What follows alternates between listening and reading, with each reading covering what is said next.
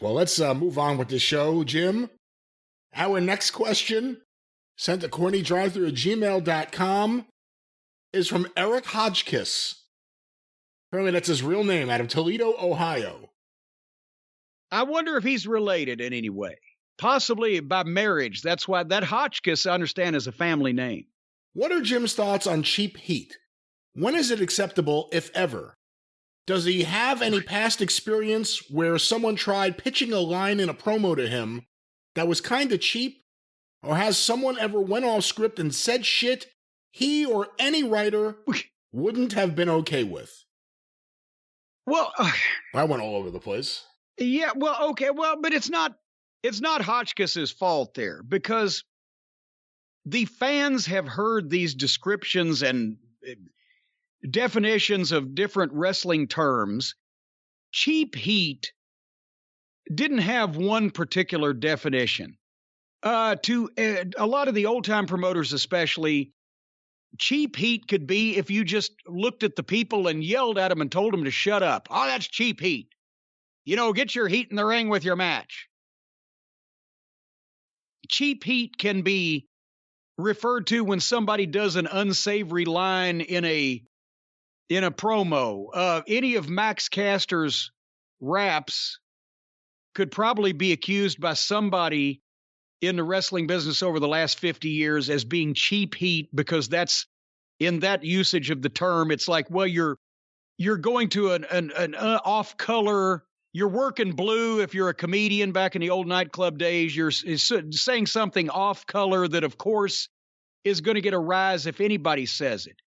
The idea that cheap heat is something that you just do to get a response that anybody could do and get a response. If you drop your pants and shit on the guy in the front row, people are going to be up in arms about it, but that would be anybody. It didn't have to be you doing it, right? The idea was you were getting real legitimate heat, masterful heat, if it's something that you did that wasn't in any way off color or immoral, illegal, something that's not accepted in polite society, but they're mad about it because you did it, right? Is that, Brian, you know what I'm trying to say. Is that said it at all?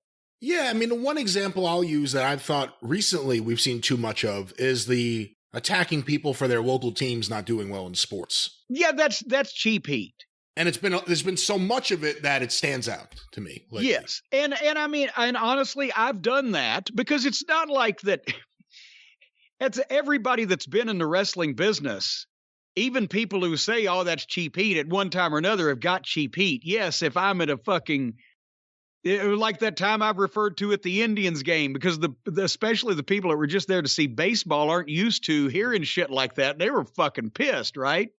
But if you're at the baseball game, at the wrestling event after the baseball game, and you're a heel, knock the fucking baseball team. It's still cheap heat, but you're not out there. Cheap heat could also be just an endless stream of profanity.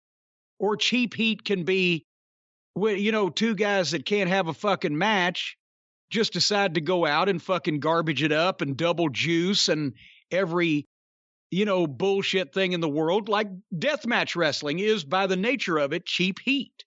The worst kind of cheap heat. And I'm not making that up because I don't like deathmatch wrestling. Deathmatch wrestling, by the definition of cheap heat, in some usages, consists of cheap heat. But everybody's going to do it to some degree, but the idea is when you just rely on that, and that's all there is, and that's all you can do, that's when it's bad, and that's when it gets bad for business. And that's, again, all the promoters, some were straighter than the others. Sam Muchnick wouldn't allow any of the wrestlers to get on the microphone. That was only for the ring announcer, unless a main event guy was announcing that his opponent wasn't going to be there or something like that. Whereas in other places, you got on a microphone to further what you were doing. And nobody thought anything about it. Most of the time you had to ask first. You had to be told to get on the microphone. I understand now that's a thing from the old days. Now guys at shows can just get on the microphone if they want. Now they walk out with their own microphone. Yeah, now they come out with their own. He asked, did somebody ever pitch me anything I thought was cheap heat? No, nobody ever pitched me a fucking line for a promo that Dusty Rhodes or Bill Dundee or whoever the booker was would sometimes outright tell me things to say in the promo in terms of the match or the stipulation or whatever, but none of that would have been contained in cheap heat. Any smart-ass remark, off-color remark, or anything I came up with was on the sperm of the moment, and I did it myself. Early in my career, and some people have seen this, it was on Memphis TV, and it was on the rookie year DVD I did quite a while back, but when Steve O was in the Memphis territory, Steve Olszewski, I was managing the Galaxians, Danny Davis and Ken Wayne, and Danny hurt his back, and so Ken's a single, and Lawler was the booker at the time, and as everybody knows, I don't think this is breaking any new ground, Jerry Lawler is the biggest stand-up comic, one-liner, insult comic fan in the world, and he's got the joke books, and he's got the compendiums, and he made a holy pilgrimage to Dangerfield's Club in New York that time. And so he tells me, blister Steve-O with a bunch of Polish jokes, right? So yeah, that's cheap heat. But since he's telling me to do this, it's like a 2-week program. We did it a couple weeks on TV after the first week, because I know, okay, the booker loves fucking insult jokes, loves fucking all kinds of one-liners. He's telling me to do it. I'm gonna fucking excel, right? I'm gonna get some more fucking Memphis TV time. So I went to the next week when I was up here in Louisville, before the next week's TV, I went to Caulfield's Novelties down close to the Louisville Gardens, and I got all this stupid shit. I got like a little plastic boat that had 100 bare feet coming out from the bottom of it. It was my 100-foot yacht. And I had the fucking gun with the barrel that pointed backwards, so if you pulled the trigger, you'd shoot yourself, and all this other goofy-looking shit. And I did a 5-minute routine of Polish jokes and how stupid Steve-O was on Memphis TV. Didn't sell a goddamn ticket. It was fucking rotten, but Lawler loved it because it was bad jokes. So that was cheap heat that I was pitched. That was early on.